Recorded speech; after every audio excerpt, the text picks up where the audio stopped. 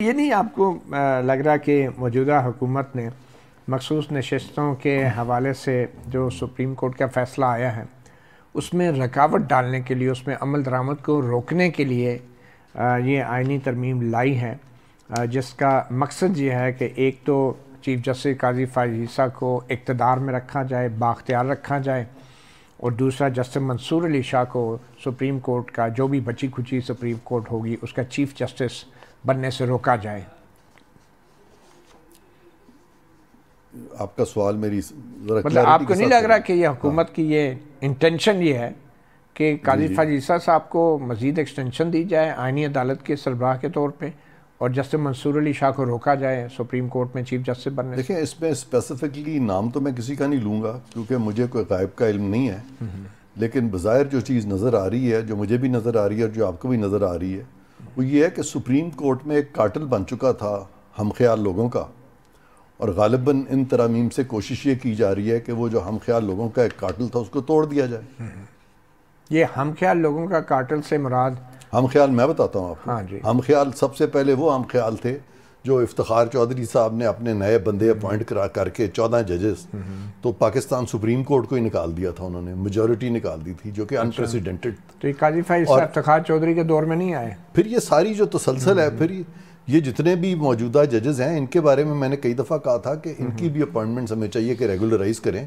इनमें जो अच्छे जजेस हैं उनको बिल्कुल रिटेन किया जाए, और आज फाइनली उसी तरफ मामला जो है कुछ मुझे जाता हुआ नज़र आ रहा है। ठीक, तो ये जस्टिस मंसूर अली शाह अब 25 अक्टूबर आ रही है करीब, काजी फ़ाइज़ साहब रिटायर होना है, आइन के मुताबिक 26 अक्टूबर को justice Mansoor Ali Shah chief justice हो जाएंगे। तो ये जो एक फॉर्मेलिटी है ऐवान सदर की या हुकूमत की नोटिफिकेशन की, वो अभी तक क्यों नहीं की जा रही? इसका तो आप हुकूमत से पूछें, मेरे से तो इसका कोई ताल्लुक नहीं है।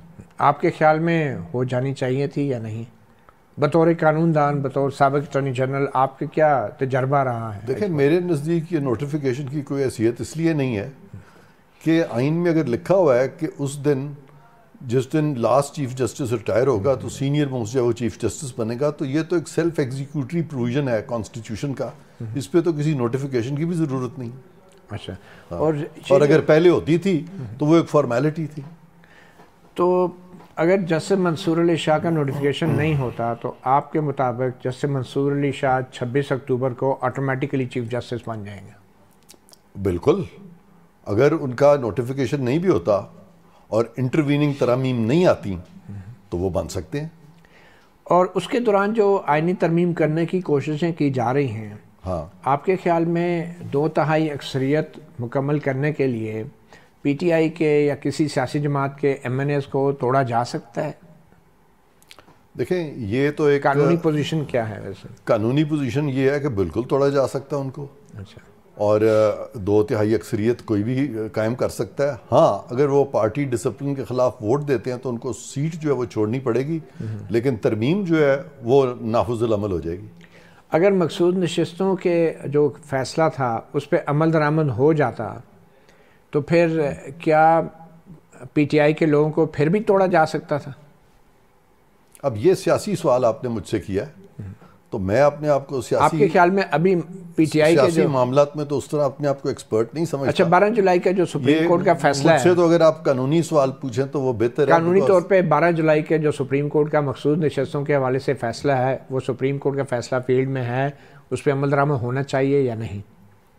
मैं समझता हूँ कि वो फैसला जो है वो आइनी एतबार से बिल्कुल गलत था और मैं बिल्कुल उससे एग्री नहीं करता। और वो जो 2 जजेस हैं जिसमें कि जस्टिस अमीनुद्दीन है और दूसरे जज साहब हैं, उन्होंने बड़ा मुख्तसर फैसला लिखा था। उन्होंने चंद सफ़ों में कह दिया था कि ये आइन की ये शिक वायलेट हुई है, और जब आइन की शिक को वायलेट करता है तो उस फैसले को तो कभी भी नाफुज़ुल अमल नहीं होना चाहिए। अच्छा, बिल्कुल नहीं होना चाहिए। ये सुप्रीम कोर्ट के 2 जजेस जो हैं ये ऐसा फैसला लिख सकते हैं, इदारों को कहें कि आप फैसला करेंगे कि ये आइनी फैसला है या गैर आइनी?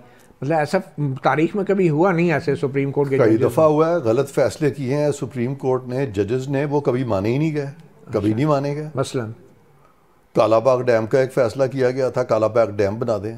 अच्छा, वो सुप्रीम कोर्ट का काम था, बना। अच्छा, ये कौन फिर से साल की बात? एक जज साहब जो थे उन्होंने डैम के पैसे इकट्ठे करने शुरू कर दिए थे, वो डैम बना, इस तरह के बहुत से फैसले हैं जो कि इग्नोर, मैंने खुद कई दफ़ा सुप्रीम कोर्ट के फैसले इग्नोर किए हैं। हाँ, वो जो हमारे साबिक अटर्नी जनरल थे मलिक कयूम मरहूम, उनके खिलाफ सुप्रीम कोर्ट ने कहा था कि इनके खिलाफ नैब रेफरेंस फाइल कर दे। मैंने चेयरमैन नैब को कहा था बिल्कुल आप नहीं करेंगे, लिख के दिया था। फिर वो सुप्रीम कोर्ट कुछ नहीं करा सकी थी, मेरी बात मानी गई थी। चेयरमैन नैब जो थे उस वक्त के एडमिरल फसी बुखारी, उन्होंने मेरी बात मानी थी। तो हम सब ने आइन को मानना है। और अभी मौजूदा चीफ जस्टिस जो है उन्होंने खुद भी ये कहा, उन्होंने कहा कि मैं पाबंद नहीं हूँ कि मैं ये अदालतों के फैसलों का पाबंद हूँ। मैंने तो ओथ ये उठाया हुआ है कि मैं पाबंद आइन का हूँ, कानून का हूँ। अदालती फैसले को अगर हम परखते हैं आइन पे और कानून पे, और अगर वो पूरा नहीं उतरता तो हमारा फ़र्ज़ है आर्टिकल 5 के नीचे कि हम उस फैसले को बिल्कुल ना माने, उस पर अमल दरामद भी ना करें। तो आप ये कह रहे हैं कि आप 2 जजों के फैसलों के पाबंद हैं लेकिन 11 जजों के फैसले के नहीं, क्योंकि जस्टिस काजी फैसल ने भी पीटीआई को तो बतौर सियासी जमात तस्लीम किया और कुछ मैंने बिल्कुल ये नहीं कहा। मैंने तो ये कहा कि अगर 2 जजेस का फैसला आइन और कानून से मुताबिकत रखता हो और इसका फैसला 200 आइन ने कर दिया ना फैसला, और 200 जजेस आइन की तस्लीम सुप्रीम कोर्ट करते सुन ले 200 जजेस अगर सुप्रीम कोर्ट के हों और वो आइन के खिलाफ फैसला दें और 2 जजेस आइन के मुताबिक फैसला दें, तो फिर देखना पड़ेगा आइन क्या कहता है, आइन के करीब तरीन बात किसने की है, फिर फैसला आइन करेगा, फिर वो 200 जज नहीं करेंगे। मतलब सुप्रीम कोर्ट के जजों की अक्सरियत का जो फैसला होता है जरूरी नहीं है उसकी कोई वक़्त ही नहीं है अगर कि वो आइन से मुतसादम हो। और इसका फैसला, और ये बड़ा I am very clear on this. मैं हैरान होता हूँ, आप बहुत सारे जो साफ़ी हैं जब इस पर बात करते हैं और वो समझते हैं कि जी वो सुप्रीम कोर्ट के चंद जजेस ने अगर फैसला दे दिया या मेजॉरिटी ने भी फैसला दे दिया, अगर वो आइन के खिलाफ भी हो तो उसको मानना पड़ेगा। खुदारा ये जो एक थिंकिंग डेवलप हो रही है ये बिल्कुल सरीहन, लेकिन सर हम आइन शिकनी है। हम तो साफ़ी इस वजह से भी हैरान होते हैं कि एक साबिक अटॉर्नी जनरल ये कह रहा है कि 2 जजेस सही हैं और 11 जजेस गलत। नहीं, आप पूरी बात नहीं कर रहे ना, आप तो छोटी बात कर रहे हैं। मसलन अगर मैं कह रहा हूँ कि कुरान अगर कहता है कि भी आप नमाज के पास मत जाओ, तो आगे है कि जब नशे की हालत में हो, जो मैं नशे की हालत की जब बात करता हूँ तो वो आप बीच में से नहीं, ये गायब कर जाते हैं। फतवे वाली बात आ जाती है ना। नहीं, फतवे की कोई बात नहीं है। इसका फैसला फानकादर करेगा कि सुप्रीम कोर्ट का फैसला जो है, फैसला आईने पाकिस्तान करेगा। तो उसको कौन पढ़ेगा? मैं मिसाल देता हूँ ना, आइन में लिखा है कि सुप्रीम कोर्ट, आइन में लिखा है, सुप्रीम कोर्ट अगर मेजॉरिटी जजेस फैसला कर देते हैं, आइन में लिखा है कि सुप्रीम कोर्ट के अहकाम के तमाम इदारे पाबंद हैं, उस पर अमल दरामद कराने के पाबंद। कोर्ट के मेजॉरिटी जजेस ये फैसला कर देते हैं कि हुकूमत का वजीर आजम जो है वो मतियुल्लाह जान होगा बगैर इलेक्शन लड़े हुए, तो क्या आपको वजीर आजम बना दिया जाएगा बगैर इलेक्शन लड़े हुए? ये तो आप फर्जी बात कर रहे हैं ना। नहीं तो आप तो फर्जी बात असल में फैसला आया हुआ है, आप उसका बताएं कि मखसूस नशिस्तों का फैसला सुप्रीम कोर्ट ने कहा है कि उस पर अमल और नहीं हो रहा। क्यों नहीं हो रहा? इसके कॉन्सिक्वेंसेस इसलिए कि वो गैर आईनी फैसला उन्होंने किया। ये वजीर आजम ने डिटर्मिनेशन दे दी है बिल्कुल, ये हम नहीं मानेंगे। वजीर आजम तो बहुत बड़ी चीज है, उन्होंने ऐलान कर दिया। मैंने अभी आपको मिसालें दी हैं। मैंने एज अटॉर्नी जनरल ये फाइंडिंग दे दी थी कि सुप्रीम कोर्ट का फैसला नहीं माना जाएगा और वो नहीं माना गया था। वजीर आजम तो बहुत बड़ी चीज है। इसके हवाले से भी कोई आपने फाइंडिंग दिया या एडवाइस किया? किसके हवाले से? ये जो 12 जुलाई का फैसला है। नहीं, मेरे से एडवाइस नहीं अभी तक मांगी, लेकिन मैंने चूंकि देखा है, मैं समझता हूं सदर ममलकत को कानूनी अमूर पे एडवाइस देते हैं। वो अगर मुझसे मांगेंगे तो यही एडवाइस दूंगा। अच्छा कादर साहब, ये जो ऑर्डिनेंस जारी हुआ था हुकूमत के एडवाइस पे, ऑब्वियसली सदर ममलकत ने किया, जिसमें प्रैक्टिस एंड प्रोसीजर एक्ट को तरमीम की गई और चीफ जस्टिस को अख्तियार दे दिया गया कि वो अपनी मर्ज़ी का जज जो है जजेस कमेटी में डाल दिया जाए। तो इस ऑर्डिनेंस की तरद्दुद की क्या ज़रूरत थी? क्योंकि जो प्रैक्टिस एंड प्रोसीजर एक्ट की मंशा थी वो तो ये थी कि मास्टर ऑफ द रोस्टर का जो एक अख्तियार है चीफ जस्टिस का, उसको ख़त्म किया जाए। तो जब चीफ जस्टिस की मर्ज़ी का जज जजेस कमेटी में आएगा तो 2 जजों की अक्सरियत, तो मास्टर ऑफ द रोस्टर तो बहाल हो गया। ऑर्डिनेंस मेकिंग पावर जो है प्रेसिडेंट ऑफ पाकिस्तान की, वो लेजिस्लेटिव पावर है, it is not an executive act. पहली बात। दूसरी बात यह है कि ये जो पावर है ये आर्टिकल 48(1) के तहत सदर के कुछ फंक्शंस ऐसे हैं जिस पे कि वो मुहित हैं वज़ीर आज़म के मशवरे पे। तो अगर वज़ीर आज़म उनको मशवरा देते हैं तो सदर उसको मौखर तो कर सकते हैं कुछ देर तक, लेकिन वापस भी भेज सकते हैं। वापस भेज सकते हैं, लेकिन आपने वापस भेजने का मशवरा नहीं दिया। नहीं, ज़रूरत नहीं थी उसकी। ज़रूरत नहीं थी।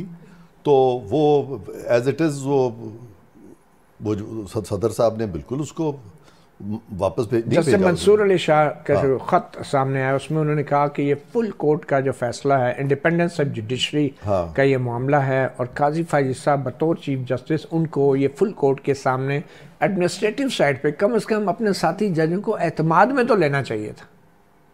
तो आपके ख्याल में ये ऑर्डिनेंस जो है इस पे चीफ जस्टिस को एतमाद में नहीं लेना चाहिए था? साथी जजों को ज़रूरत ही नहीं थी उसकी। कोई ज़रूरत नहीं है। मैंने कहा ना कि ऑर्डिनेंस कानून का हिस्सा है, और जब कानून बन जाता है इसकी ज़रूरत क्यों पड़ी? वैसे ज़रूरत तो बात की बात है, कोर्ट्स इसमें नहीं जा सकते, और द मोमेंट जब कोई कानून बनता है चीफ जस्टिस या 100 चीफ जस्टिस वो सर तस्लीम खाम उनको होना पड़ता है। इसकी ज़रूरत क्यों पड़ी? उन्होंने ओथ उठाया हुआ कि वो 63 का बेंच बनवाना था ताकि वो जो बंदे तोड़ के जो है 2 ताई पूरी की जा सके। ये बेंच बन गया और बंदे फैसला भी आ गया। मतलब ऑर्डिनेंस की ज़रूरत क्यों पड़ी? इतनी हंगामी इमरजेंसी क्या थी कि ऑर्डिनेंस ज़रूरत थी ना, इसीलिए हुआ ना। क्या ज़रूरत थी? ये 63 का बेंच बनवाना था ये काजी फाजीसा साहब से। जो कानून जो बनाता है उसको एक्सप्लेनेशन तो नहीं देनी होती कि हमें इसकी क्या लोगों को बताना तो पड़ता है। उसके जो ऑब्जेक्टिव है, मिसाल के तौर पे जो उसका पर्पस था वो क्या बयान किया गया ऑर्डिनेंस के शुरू में जो होता है प्रीएम्बल? इस पे तो एतराज़ असेंबली कर सकती है ना, और तो कोई नहीं कर सकता। वैसे मैं पूछ रहा हूँ, अवाम के जानने का हक तो है ना, राइट टू इन्फॉर्मेशन। अवाम तो पूछ ही नहीं रही। अवाम तो ये जो अदालतों ने जो निटी ग्रिटी पीछे बनाई है पिछले 2-3 साल, आपका अवाम में कोई भी इस चीज़ को समझ सकता है? अच्छा, अवाम मतलब वो किसी को पता नहीं है, अवाम अनपढ़ी है, बेवकूफ़ है, जाहिल है, बेवकूफ़ की बात नहीं है। आप उसको एजुकेट भी नहीं करना चाहेंगे? नहीं।